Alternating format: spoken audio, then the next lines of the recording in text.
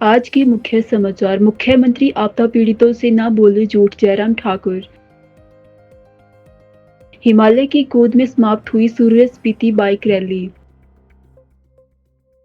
उन्ना हमीरपुर को जोड़ेगा 4 लेन और केबल स्टैंड ब्रिज।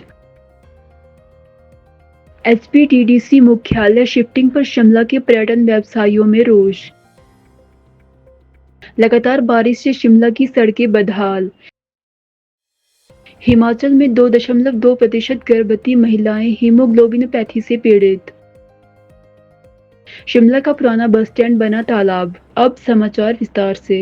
पूर्व मुख्यमंत्री एवं नेता प्रतिपक्ष जयराम ठाकुर ने स्वतंत्रता दिवस के अवसर पर सरस्वती विद्या मंदिर मंडी में ध्वजारोहण कर देश के वीर सपूतों को श्रद्धांजलि अर्पित की। उन्होंने कहा कि अब देश का लक्ष्य विकसित और आत्मनिर्भर भारत होना चाहिए। छात्रों को संबोधित करते हुए उन्होंने कहा कि यह सदी भारत की है और देश की प्रगति में युवाओं की भूमिका सबसे अहम है। इस अवसर पर जयराम ठाकुर ने प्रदेश सरकार पर तीखा हमला बोलते हुए कहा है कि राष्ट्रीय पर्वों पर नई योजनाएं घोषित करने की परंपरा रही है, लेकिन वर्तमान सरकार ने इस परंपरा को भी तोड़ दिया है। उन्होंने मुख्यमंत्री पर घोषणा करके भूल जाने का आरोप लगाते हुए कहा है कि सरकार सिर्फ लोगों को भ्रमित करने और संस्थानों को बंद या शिफ्ट करने की नीति पर काम कर रही है। स्वतंत्रता दिवस के अगले दिन जयराम ठाकुर ने मंडी जिला के देवोल, शिलीबागी, जैंसला, शिवथाना और भाटकीधार गांव का दौरा किया और 18 आपदा प्रभावित परिवारों को 25-25 हजार रुपए की राहत राशि वितरित की। उन्होंने सरकार की उदासीनता पर चिंता व्यक्त करते हुए कहा है कि जिनका सब कुछ तबाह हो गया है, उन्हें मात्र 2.5 या 5 हजार की राहत देकर सरकार केवल औपचारिकता निभा रही है। जयराम ठाकुर ने कहा कि मुख्यमंत्री ने 7 लाख की सहायता की घोषणा तो कर दी, लेकिन 4.5 लाख तो केंद्र से मिलते हैं, फिर भी सरकार चुप बैठी है। क्षतिग्रस्त घरों की रिपोर्ट तक नहीं बनाई जा रही, यह कैसा अन्याय है। उन्होंने कहा कि मंत्री राहत देने के बजाय एफआईआर दर्ज करवाकर चले जाते हैं, जिससे सरकार की संवेदनहीनता उजागर होती है। उन्होंने मुख्यमंत्री से अपील की है कि वे आपदा प्रभावितों के साथ झूठ बोलना बंद करें और उनकी समस्याओं को प्राथमिकता दें। सोलन में स्वतंत्रता दिवस के दौरान हुई घटनाओं का हवाला देते हुए जयराम ठाकुर ने कहा कि मौजूदा सरकार ने झूठी गारंटियों के बलबूते सत्ता हथियाई है। अब न केवल आम जनता बल्कि प्रभावशाली वर्ग भी सरकार से त्रस्त है। उन्होंने कहा कि सरकार तानाशाही रवैया छोड़कर जनहित की योजनाओं पर ध्यान केंद्रित करे, वरना प्रदेश की जनता उन्हें माफ नहीं करेगी। आज लेप्चा, हिमाचल प्रदेश में एक भव्य फ्लैग इन समारोह के साथ सूर्य स्पीति बाइक रैली का समापन हुआ। यह रैली भारत की आजादी के 78 वर्षों को समर्पित एक साहसिक और देशभक्ति से ओतप्रोत आयोजन रही, जिसे सूर्य कमांड के तत्वाधान में आयोजित किया गया था। यह आयोजन भारतीय सेना की अटूट भावना, भारतवासियों की एकता और साहसिक उत्साह का प्रतीक बना। पिछले 4 दिनों में रैली में भाग लेने वाले 78 बाइक सवारों ने हर एक सवार आजादी के 1 वर्ष का प्रतीक करीब 400 किलोमीटर का चुनौतीपूर्ण हिमालय सफर तय किया। यह यात्रा शिमला से शुरू होकर लेप्चा तक पहुंची और इसमें शिपकिला और लेप्चा जैसे सामरिक दृष्टि से महत्वपूर्ण दर्रे पार किए गए। साथ ही नको, गयो और टाबो जैसी सांस्कृतिक रूप से समृद्ध सीमांत गांव से भी यह रैली होकर गुजरी। इस अभियान का मुख्य उद्देश्य राष्ट्रीय एकता को प्रोत्साहन देना, सीमावर्ती पर्यटन को बढ़ावा देना और सैन्य सिविल संबंधों को मजबूत करना था। 15 अगस्त की सुबह रैली का सबसे गौरवपूर्ण क्षण तब आया जब ट्रिपिक्स ब्रिगेड के जवानों ने भारत चीन सीमा पर स्थित लेप्चा में राष्ट्रीय ध्वज फहराया।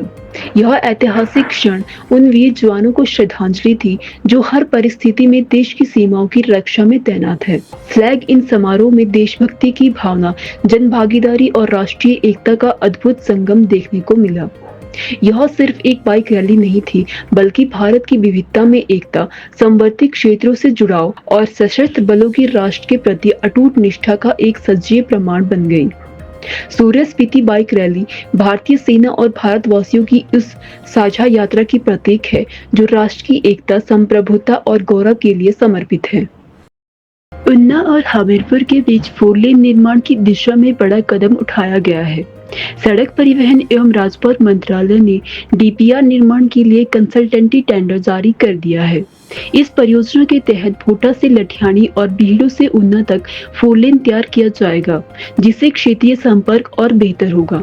सबसे खास बात यह है कि ऊना की लठियानी में गोविंद सागर झील पर प्रस्तावित उत्तर भारत का सबसे लंबा 860 मीटर का 4 लेन केबल स्टेड ब्रिज इस परियोजना का मुख्य आकर्षण रहेगा। इस पुल के बनने से ऊना से हमीरपुर वाया बड़सर की दूरी 80 किलोमीटर से घटकर मात्र 49 किलोमीटर रह जाएगी। इससे यात्रा में करीब 40 मिनट की बचत होगी। इस परियोजना की अनुमानित लागत 897 करोड़ रुपए है। पर्यावरण, वन एवं जलवायु परिवर्तन मंत्रालय से इस प्रोजेक्ट को प्रथम चरण की मंजूरी मिल चुकी है और ब्रिज निर्माण के लिए टेंडर भी अवार्ड हो चुका है। यह नया 4 लेन प्रोजेक्ट न केवल ऊना और हमीरपुर को जोड़ने में मदद करेगा, बल्कि इसे प्रस्तावित 182 किलोमीटर लंबे शिमला कांगड़ा 4 लेन से भी जोड़ा जाएगा। इससे क्षेत्र में आर्थिक और यातायात गतिविधियों को बढ़ावा मिलेगा। पूर्व केंद्रीय मंत्री एवं हमीरपुर से सांसद अनुराग ठाकुर लंबे समय से इस प्रोजेक्ट के लिए प्रयासरत थे। उन्होंने केंद्रीय मंत्री नितिन गडकरी के समक्ष यह मांग रखी थी, जिसके फलस्वरूप मंत्रालय ने डीपीआर निर्माण के लिए कंसल्टेंसी प्रक्रिया शुरू कर दी है। डीपीआर तैयार होने के बाद इस परियोजना की अंतिम दूरी और लागत स्पष्ट हो पाएगी। पीआईयू यूनिट हमीरपुर ने मंत्रालय के निर्देशों पर डीपीआर निर्माण की प्रक्रिया शुरू कर दी है और टेंडर भी जारी कर दिया गया है। यह 4 लेन और ब्रिज परियोजना हिमाचल प्रदेश के ऊना और हमीरपुर जिलों के लिए एक बड़ी सौगात है। इससे न केवल यात्रा आसान होगी, बल्कि क्षेत्र के विकास को भी नई रफ्तार मिलेगी। शिमला से Himachal Pradesh tourism development corporation का मुख्यालय धर्मशाला शिफ्ट किए जाने के फैसले ने पर्यटन व्यवसायियों में आक्रोश पैदा कर दिया है। इस निर्णय के खिलाफ आज शिमला में पर्यटन से जुड़े विभिन्न संगठनों ने संयुक्त अधिवेशन कर रणनीति तैयार की और आगामी विधानसभा सत्र के दौरान घेराव करने की चेतावनी दी है।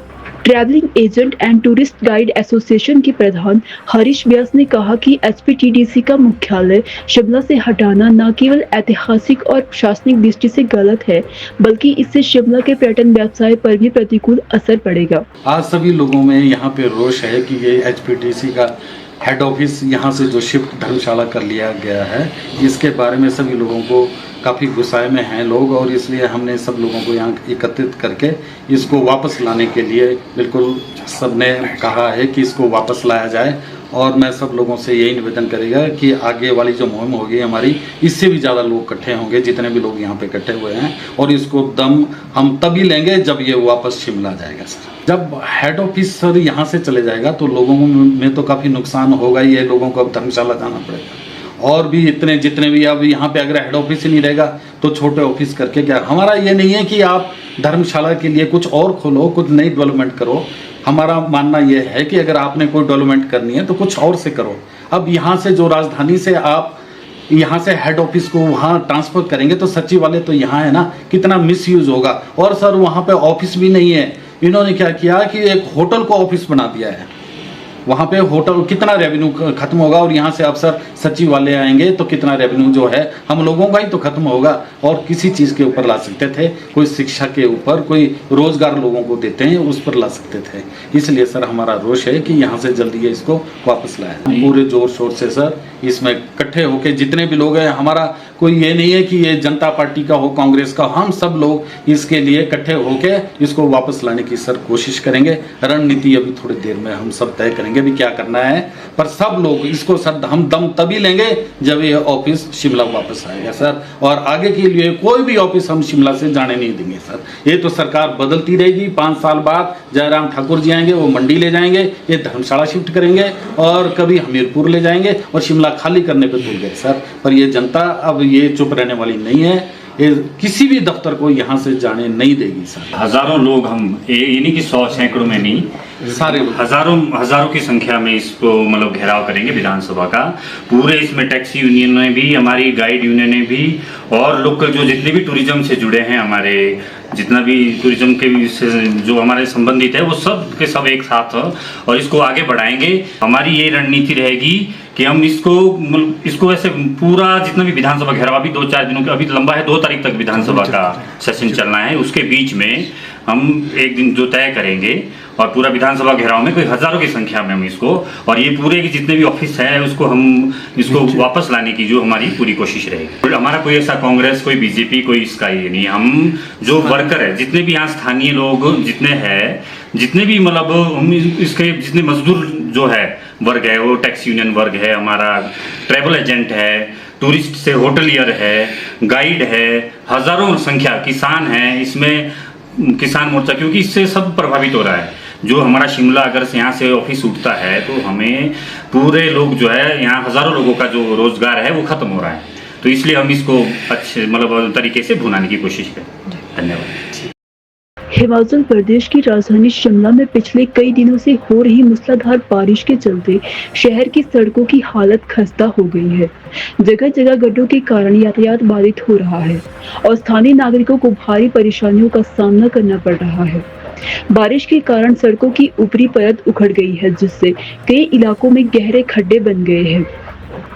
खासकर मॉल रोड, संजौली, टूटीकंडी और लक्कड़ बाजार जैसे व्यस्त क्षेत्रों में स्थिति ज्यादा गंभीर बनी हुई है। हालांकि शिमला लोक निर्माण विभाग ने हालात को काबू में लाने के लिए मोर्चा संभाल रखा है।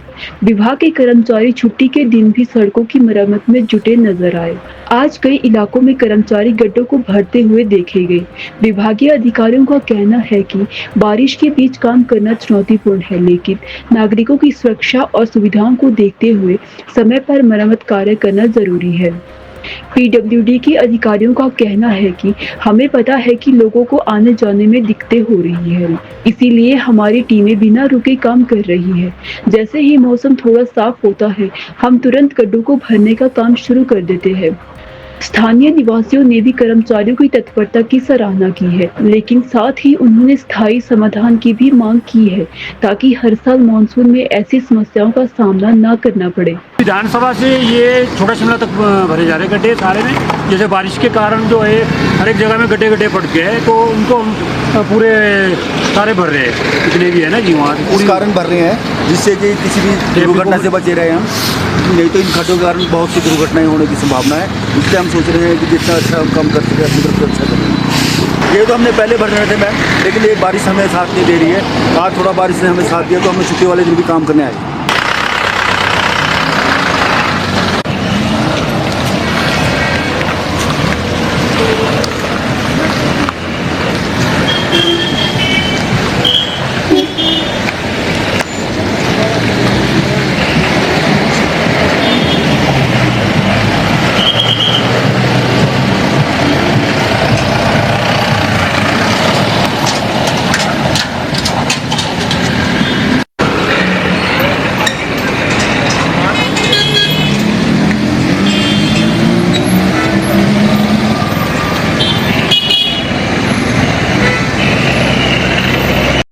हिमाचल प्रदेश में गर्भवती महिलाओं में आनुवांशिक रक्त विकार हीमोग्लोबिनोपैथी के बढ़ते मामले को लेकर इंदिरा गांधी मेडिकल कॉलेज शिमला के एक ताजा अध्ययन में चिंता जताई गई है।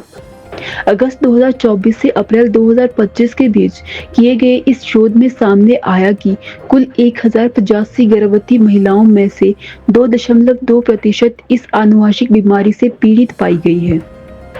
आईजीएमसी के पैथोलॉजी विभाग में डॉक्टर सुदर्शन शर्मा और डॉक्टर पूजा मुर्गई की मार्गदर्शन में जूनियर रेजिडेंट डॉक्टर उमेश द्वारा किए गए इस अध्ययन के अनुसार 22 महिलाएं बीटा थैलेसीमिया ट्रेट से पीड़ित थी।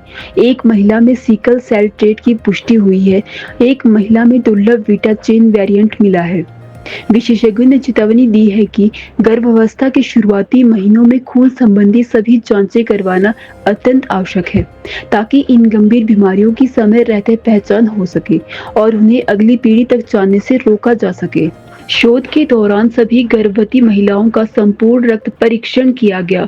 जिन महिलाओं में खून की कमी या लाल रक्त कोशिकाओं का आकार सामान्य से छोटा पाया गया, उनकी आगे जांच HPLC मशीन से की गई। हालांकि सभी संक्रमित महिलाओं के पतियों की भी जांच की गई, लेकिन उनमें यह समस्या नहीं पाई गई।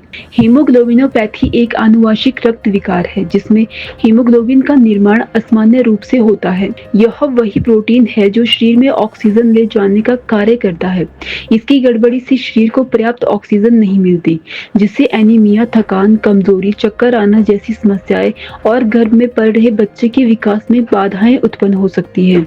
आईजीएमसी के विशेषज्ञों का कहना है कि गर्भावस्था की शुरुआत में ही थैलेसीमिया और अन्य रक्त विकारों की जांच करवाना न केवल मां के स्वास्थ्य के लिए बल्कि शिशु के लिए भी आवश्यक है।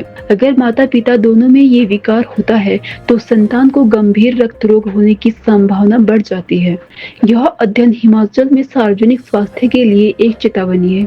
नियमित स्वास्थ्य जांच खासकर गर्भवती महिलाओं के लिए समय रहते इन विकारों की पहचान कर अगली पीढ़ी को गंभीर बीमारियों से बचाया जा सकता है। राजधानी शिमला में लगातार हो रही भारी बारिश ने जनजीवन अस्त व्यस्त कर दिया है। खासतौर पर पुराने बस स्टैंड क्षेत्र में हालत बेहद खराब हो चुकी है।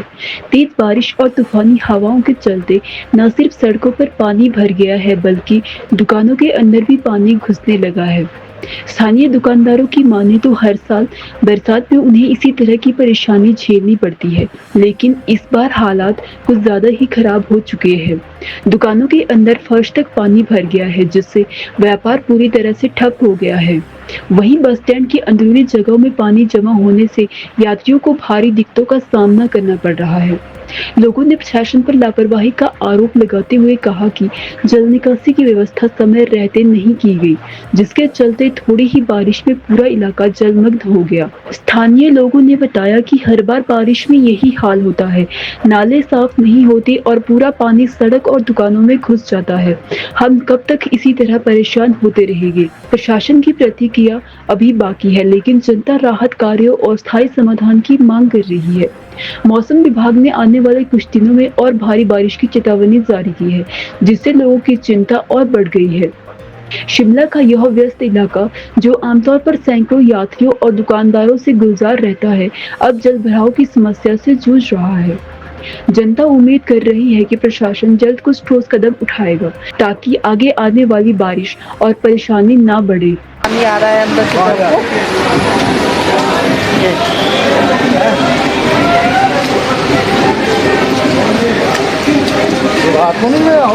को।